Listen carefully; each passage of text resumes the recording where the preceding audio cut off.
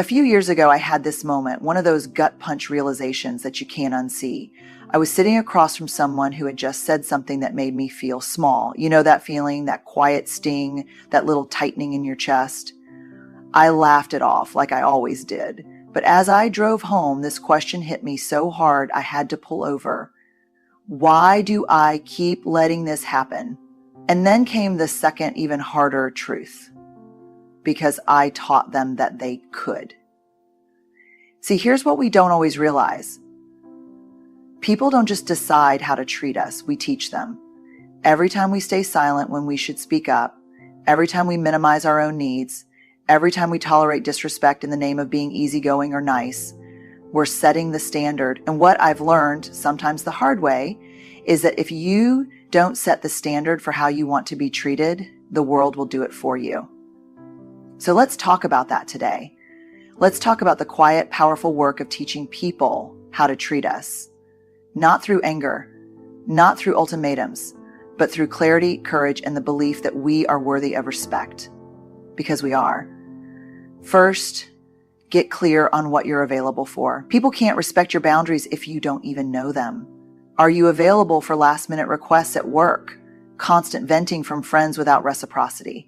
Sarcasm disguised as just joking? Clarity is kindness to yourself and to others.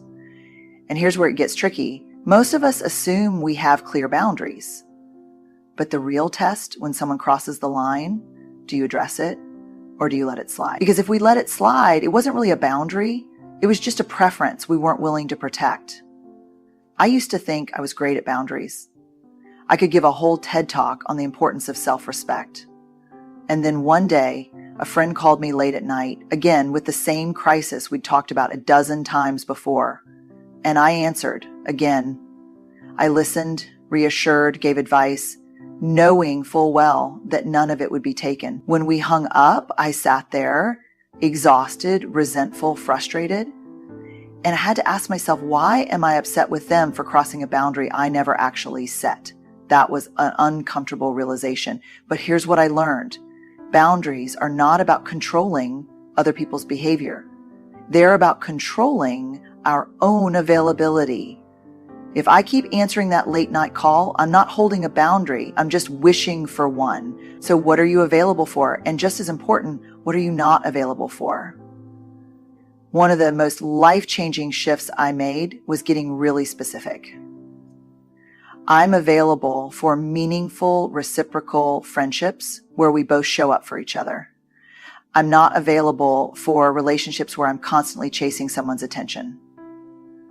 I'm available for honest, direct communication even when it's hard. I'm not available for passive-aggressive comments disguised as humor. I'm available for hard work and deep commitment. I'm not available for burnout disguised as hustle culture. And once I got clear on that, something incredible happened. My life became a lot simpler. The people who respected my boundaries stayed, and the ones who didn't naturally fell away. No big fights, no dramatic speeches, just a quiet shift in how I showed up. Because here's the thing, when you are clear about what you will and won't accept, you don't have to beg for respect. The right people will adjust, and the wrong ones will remove themselves. Either way, you win. Second, watch your own behavior. Here's an uncomfortable truth. Sometimes we reinforce bad treatment by doing it to ourselves.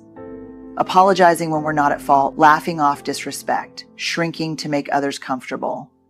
The way we treat ourselves sets the bar for everyone else. I learned this the hard way. I used to say sorry like it was punctuation. Someone would bump into me. Oh, sorry. A coworker would talk over me in a meeting. Oh, no worries. A friend would cancel last minute for the third time in a row. It's totally fine. Except it wasn't fine. It was exhausting. I was exhausted. And one day, someone close to me, someone who loved me said, you don't have to apologize for existing. That one hit deep. Because they were right. Somewhere along the way, I had learned that making myself smaller, easier, quieter was the price of being liked. And the real problem, it wasn't just that other people were treating me that way. I was showing them that I was okay with it. So I started paying attention. And let me tell you, it was uncomfortable at first. I realized how often I dismissed my own feelings before anyone else even had the chance. I'd say it's no big deal when it actually was a big deal. I'd say I totally understand when I really didn't. And I'd say it's fine when, if I was being honest, it wasn't fine at all. And here's what I learned. You cannot expect other people to respect you more than you respect yourself. That's not how this works. If I don't take my own needs seriously, why would anyone else? If I don't value my own time, why would anyone else?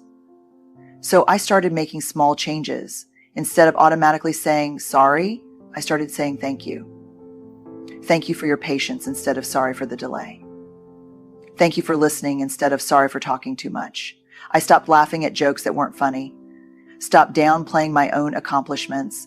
Stopped saying it's fine when it wasn't. And do you know what happened?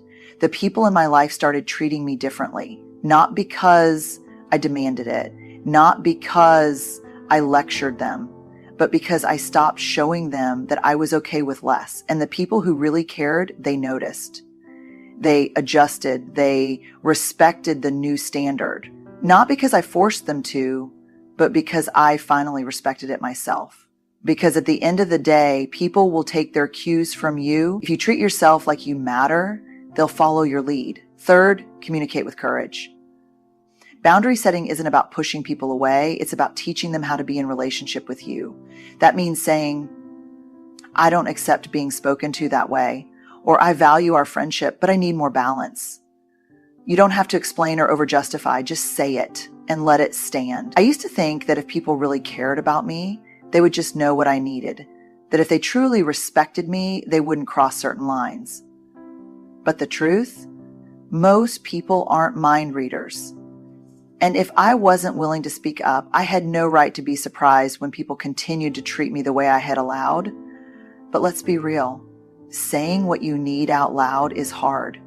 It feels risky. What if they get defensive? What if they think I'm overreacting? What if they leave? Those are the fears that keep us quiet, that make us swallow our frustration, smile when we don't mean it, and stay in dynamics that chip away at our peace. I remember the first time I set a real boundary in a relationship. I had a friend who only reached out when she needed something. Advice, support, validation. And for years, I gave it freely until one day I realized our entire friendship was built on her needs, not mine. So I decided to do something different. The next time she called mid-crisis, I listened. But instead of jumping into fixer mode, I simply said, I care about you and I want to support you, but I also need our friendship to feel mutual. Lately, it hasn't. Silence, a long, heavy pause. My heart was pounding. And then she said, wow, I didn't even realize. I'm sorry. That was it. No fight, no drama, just clarity. And that's the thing about boundaries. They don't have to come with an explosion. They just need to be clear, consistent, and said out loud. A lot of us struggle with this because we think boundary setting means we have to be harsh or unkind. But boundaries are actually the opposite. They allow relationships to be healthier, not resentful. Because let's be honest, unspoken resentment poisons relationships faster than any difficult conversation ever could. And yes, some people will push back. Not because they're terrible, but because they've benefited from the version of you that never said no. And that's okay. Your job isn't to control how people respond. It's to be honest about what you need. So say it clearly, kindly, without apology, and then let it stand. Because the people who are meant to be in your life, they'll listen, they'll adjust. And the ones who can't, well, that's good information to have. Fourth, watch how people respond. Some will respect your boundaries immediately. Those are your people. Others will test them. And a few, they'll walk away. That's not a loss. That's clarity. The right relationships will rise to meet the standard you set. The first time I really started setting boundaries, I was terrified. I had spent years over-explaining, over-giving, and overextending myself in relationships. And when I finally stopped, when I started saying no, when I stopped bending over backward to make other people comfortable at my own expense, something interesting happened. Some people immediately adjusted. They respected the boundary without question, as they didn't make me feel guilty. They didn't push back. And do you know what I realized? Those were the people who truly valued me, not just what I could do for them. But then there were others, the ones who tested it. the ones who got quiet, who sent a passive aggressive, "you've changed" text, who tried to make me feel guilty for having needs. And that was hard. It made me question myself. Am I being selfish? Am I overreacting? Am I too much? And then there were the ones who walked away, the ones who disappeared when I stopped overgiving. And that stung. But here's the truth. If someone only wants to be in your life when they can take advantage of your lack of boundaries, then they were never really in your life to begin with. They were just using it. This is where it gets really uncomfortable, because this part isn't about other people. It's about us. It's about what we're willing to tolerate, what we're willing to excuse. Because I can't tell you how many times I've heard someone say, "But they didn't mean it that way. That's just how they are. They do so much for me in other ways." And listen, I get it. It is so much easier to explain away bad behavior than it is to face the fact that someone we love might not actually respect us. But here's what I know. When someone truly values you, when they genuinely care about who you are, not just what you offer, they will listen when you set a boundary. Not everyone will like it, but the people who belong in your life will respect it. And the ones who don't, well, that's not rejection, that's redirection. That's life-clearing space for relationships that are built on real respect, not just convenience. So pay attention, not to what people say, but to what they do, and you stop making yourself small, because the right relationships won't require you to shrink to fit inside them.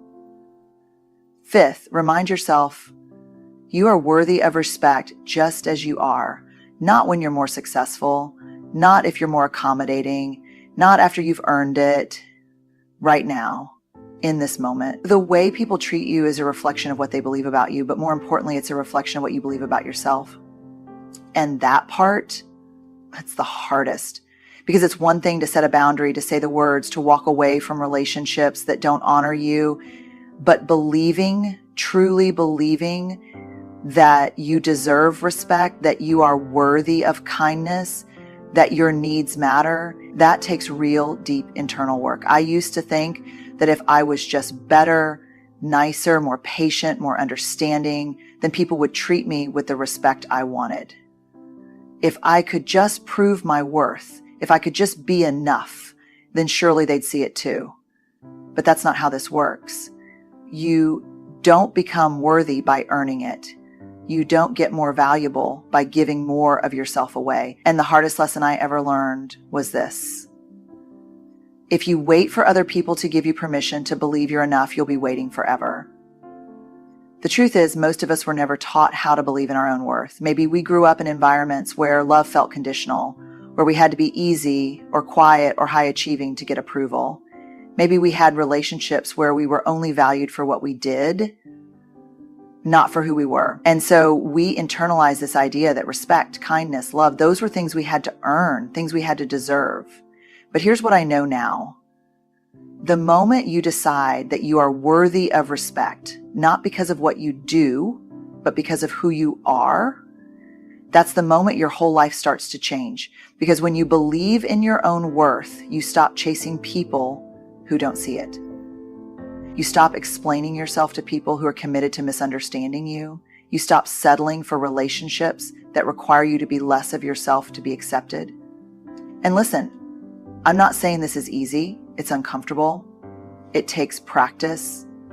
It takes daily reminders, sometimes hourly ones. It takes unlearning years of conditioning that told you that being liked was more important than being respected, but it's worth it. Because the way you allow people to treat you isn't just about them, it's about you. It's about what you're willing to accept, what you're willing to believe about yourself. And when you finally decide that you deserve respect just as you are without conditions, that's when everything shifts. Because the truth is, you don't have to prove your worth to anyone. You just have to start acting like you already know it. So here's the truth. People will treat you how you let them, not because they're cruel, not because they're out to hurt you, but because we all take cues from each other. We teach people what's okay, what's not, what we'll tolerate, and what we won't. And the good news, you get to set the standard. When you get clear on what you're available for, when you respect yourself first, when you communicate with courage, when you pay attention to how people respond, and when you finally believe deep down that you are worthy of respect, everything changes. Not just how people treat you, but how you move through the world. And I won't lie, this work isn't easy. It takes practice. It takes unlearning. It takes sitting in discomfort and resisting the urge to shrink back into old habits. But I can tell you this, it's worth it. Because you deserve relationships built on mutual respect. You deserve spaces where you don't have to prove your worth. You deserve a life where you are treated with kindness, not because you fought for it, but because you expected it. And if you take nothing else from this, take this. You don't have to demand respect. You just have to stop accepting anything less. Good luck, and remember, you are worthy. Always.